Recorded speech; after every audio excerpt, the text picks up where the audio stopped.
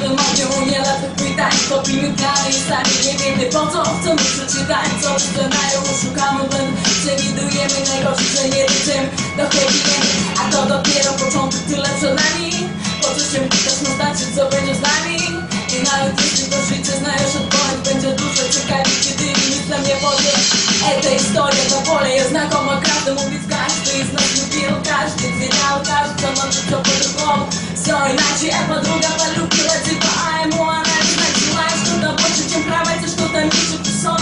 Он не дал чувства, он не любил, он мешал законы. Встречаешь всех, забываешь, что с тобой в нем думал о своих делах. А она о нем каждый вечер перед сном Бога просила: Господь, помоги, молю, дай мне силу. Я больше не могу так жить, пойми. Я хочу тепла, хочу любви, хочу любить. Эти слова были сказаны не последний раз, она их повторяла тысячи раз. Фразы, она сжимая фото в руке, слезой на лице. Воу, я дурочка.